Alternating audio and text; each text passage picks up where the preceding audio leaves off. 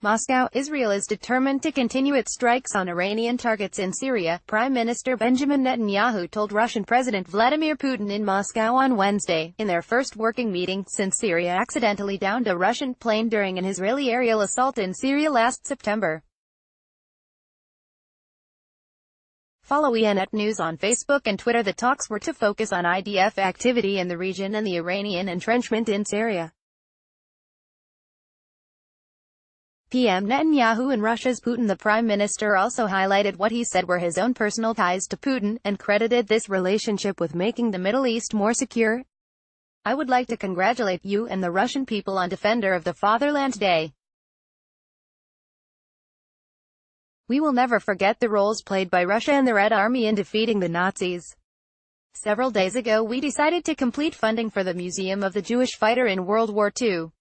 Approximately 500,000 Jews fought in the Red Army.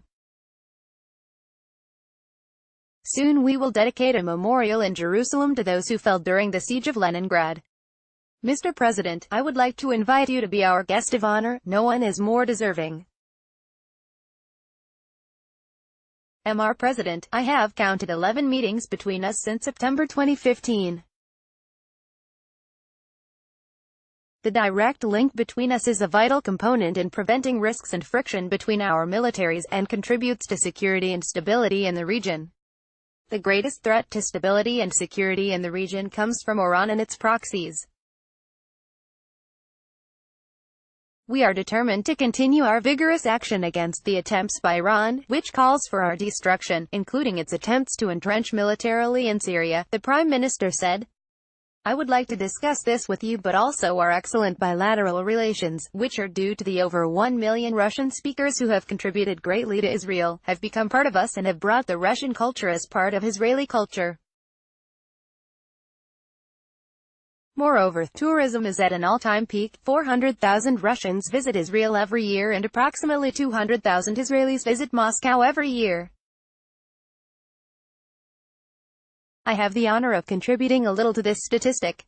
And of course I want to say all of the good things we have done together, such as the pension agreement, 96% of which is being realized, he added.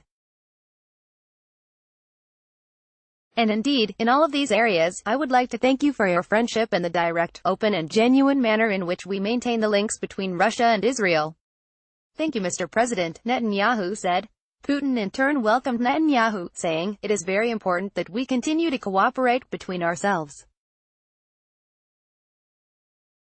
Russia was a partner in supporting the establishment of the State of Israel. We would very much like to talk about the situation in the region and the security issue.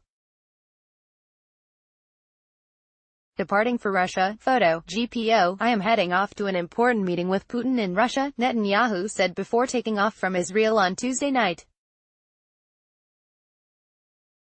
The conversation will surely deal with several issues, but from our perspective the focus of the conversation will be preventing Iran's entrenchment in Syria, a country that clearly declares it has decided to eradicate the State of Israel. And you know that when I say that we are working to counter this, this is not mere lip service. I will go into detail with Putin, so as to ensure that the IDF is coordinated in such a way to prevent friction with the Russian army. Netanyahu on Tuesday delayed his visit to Moscow due to the row-over video released by his Likud party's election campaign that used a military burial plot as backdrop for one of the scenes. The video, which aired on the party's Likud TV on Facebook, shows journalist Avishai Ivry attacking former IDF chief Benny Gantz and his blue and white party. At the end of the video, Ivry is seen in front of a backdrop of a military cemetery saying Gantz is part of the left, and the left is dangerous. Netanyahu instructed the campaign to immediately delete the video from Facebook, investigate the incident, which he described as a regretful editing error, and to take steps against those responsible.